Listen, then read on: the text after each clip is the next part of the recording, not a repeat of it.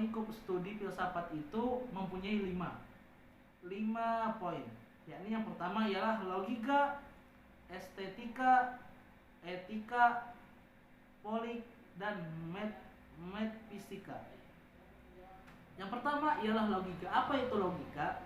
Yakni studi mengenai metode-metode ideal yang berpikir, yakni berpikir thinking, dan meneliti atau research dalam melakukan observasi, introspeksi, dedukasi, dan induksi, hipotesis dan analisis eksperimental, dan lain-lainnya, yang mana merupakan bentuk aktivitas manusia melalui upaya logika agar bisa dipahami bagi setiap individu yang mendengar. Yang kedua ialah estetika. Apa itu estetika? Estetika ialah studi tentang bentuk dan keindahan atau kecantikan yang sesungguhnya, yang mana merupakan filsafat mengenai kesenian. Yang ketiga ialah etika. Apa itu etika? Etika ialah studi mengenai tingkah laku yang terpuji dan dianggap sebagai ilmu pengetahuan yang mana mempunyai nilai yang sangat tinggi, yakni sophistic. Lalu yang keempat, politik. Suatu studi tentang organisasi sosial yang utama dan bukan sebagaimana yang dipikirkan seseorang, akan tetapi juga sebagai seni dan pengetahuan dalam melaksanakan pekerjaan kantor atau di sekitarnya. Lalu yang kelima, metafisika. Suatu studi mengenai realita tertinggi dalam sebuah hakikat, yang mana semua benda, ultimate reality of all things, nyata dari sebuah benda, yakni ontologi, dan dari akal pikiran manusia atau ilmu jiwa, yakni ilmu filsafat, serta suatu studi mengenai hubungan kokoh antara pikiran seseorang dan benda-benda dalam proses pengamatan dan pengetahuan, yang mana diartikan dalam sebuah kalimat epistemologi. Nah, selesai. Lanjut ke pertanyaan kelima, yakni deskripsikan perbedaan aliran filsafat yang berikut ini, yakni aliran progresisme, esensialisme, perennialisme, dan rekonstruksialisme. Yang pertama, progresivisme. Ini merupakan filsafat yang dimulai pada tahun 1918,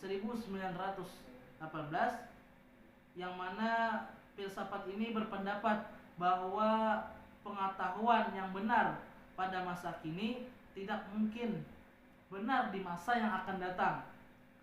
Karenanya cara terbaik mempersiapkan para siswa ini untuk suatu masa depan yang sangat bagus, yang mana tidak diketahui, yakni membekali mereka dengan strategi pemecahan masalah yang memungkinkan merekam mengatasi sebuah masalah tadi, tantangan baru dalam kehidupan, dan untuk menemukan kebenaran yang relevan pada saat ini.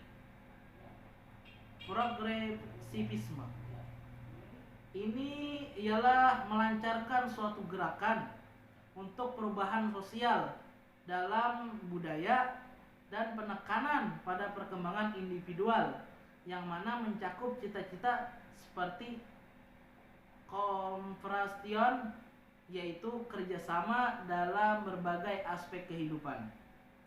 Yang kedua, sharing, yaitu berbagi peran dan turut ambil bagian dalam berbagai kegiatan. Ketiga, adjustment, yaitu fleksibel untuk menyesuaikan diri dengan berbagai perubahan yang terjadi. Adapun prinsipnya yaitu mempunyai nilai A, yaitu proses pendidikan berawal dan berakhir pada seorang anak. Yang kedua, subjek didik adalah aktif dan bukan pasif. ketiga, peran guru hanya sebagai fasilitator, pembimbing atau pengarah. Yang terakhir ialah sekolah adalah masyarakat kecil dari masyarakat besar. Awalnya esensialisme merupakan suatu filsafat pendidikan konservatif yang pada mulanya dirumuskan sebagai sesuatu kritik pada tren-tren progresif yang ada di sekolah, yang mana mereka berpendapat bahwa pergerakan progresif telah merusak standar-standar intelektual dan moral di antara muda-mudi zaman sekarang. Esensialisme yang muncul pada zaman Renaissance tersebut memiliki ciri-ciri utama yang berbeda dengan progresisme. Esensialisme ini menolak pandangan progresisme yang mana mengakui adanya sifat realitas yang serba berubah, fleksibel, partikular, dan bahwa nilai-nilai itu sangat disebut dengan nilai relatif. Menurut esensialisme, landasan semacam itu kurang tepat untuk pendidikan. Kenapa? Sebab dapat menimbulkan pandangan pendidikan yang berubah dan akan berubah ke depannya. Pelaksanaan yang tidak stabil dan menentu bahkan dapat menimbulkan kehilangan arah pendidikan. Karena itu, menurut esensialisme, pendidikan harus bersendikian sangat dalam menciptakan nilai-nilai yang dapat menentangkan kestabilan.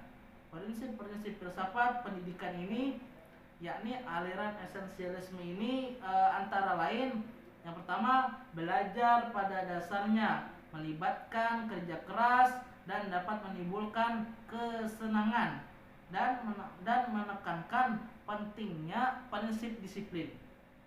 Yang kedua, inisiatif, yakni dalam pendidikan kita harus ditekankan dalam pendidikan, bukan pada anak didik saja.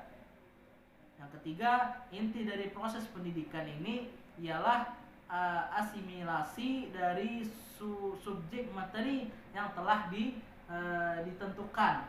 Lalu yang keempat, sekolah harus mempertahankan metode-metode tradisional yang bertautan dengan kedisiplinan, ke mental, dan sebuah kepercayaan diri. Lalu yang terakhir, tujuan akhir pendidikan ini adalah untuk mengingatkan kesejahteraan umum karena dianggap tuntunan demokrasi yang nyata. Pendidikan yang berjiwakan esensialisme yang mempunyai pusat pada seorang guru atau seorang pendidik. Lalu aliran presensialisme. Apa itu aliran presensialisme? Yaitu suatu aliran tentang pendidikan yang sudah ada sejak abad ke-99. Yakni aliran presensialisme ini lahir yang menjadi reaksi terhadap pendidikan progresisme, di mana aliran ini menekankan pada suatu perubahan dan suatu yang baru. Terdapat 3 tokoh di dalam aliran presensialisme ini, yang mana mereka berpengaruh terhadap pendidikan di dalam aliran perennialisme, yakni Plato, Aristoteles, dan Thomas Aquinas. Aliran presensialisme ini lebih menekankan pada kebenaran, keabadian, keindahan, dan warisan budaya. Yang mana pendidikan yang menganut aliran ini akan menekankan pada kebenaran absolut, universal, yang tidak terkait pada tempat dan waktu.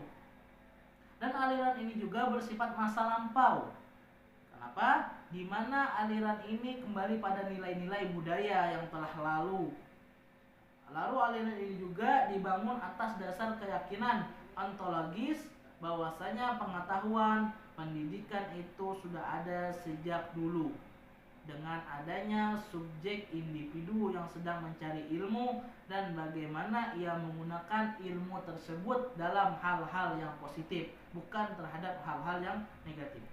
Dan aliran ini memiliki prinsip dasar dalam mencari kebenaran yang sangat abadi, di mana kita memperoleh dengan latihan intelektual yang menyebabkan pikiran menjadi sangat teratur, yang mana dapat disimpulkan bahwasanya setiap belajar sangat penting untuk memecahkan suatu problem dengan metode mencari kebenaran pada isi aliran tersebut, yakni dengan tanda kutip boleh mengikuti adanya perkembangan teknologi, tetapi tidak menghilangkan nilai-nilai budaya yang aslinya. Pada aliran ini juga yang dikenal dengan aliran presensialisme, aliran masa lampau. Penerapan aliran presensialisme ini dalam pendidikan sangat dibutuhkan agar individu ini tidak menghilangkan nilai-nilai budidaya yang sudah ada.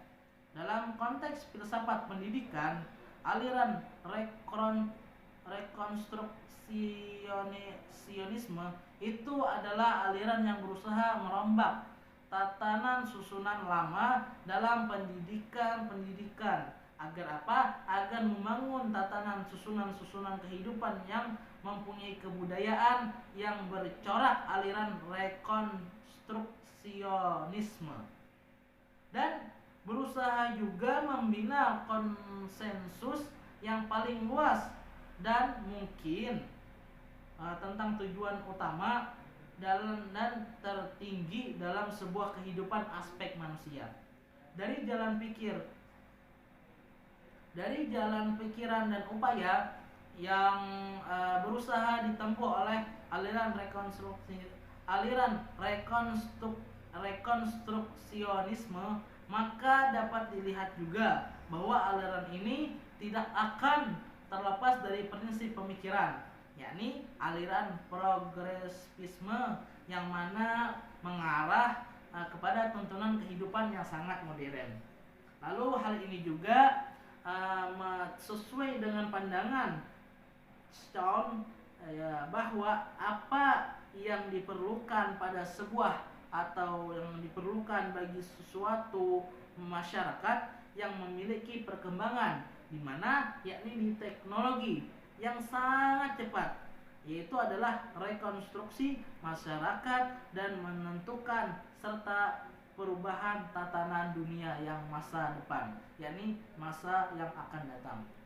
Mungkin itu saja dari saya. Apabila ada salah kata mohon dimaafkan. Wallahu muwaffiq ila aqwamit thoriq. Wassalamualaikum warahmatullahi wabarakatuh.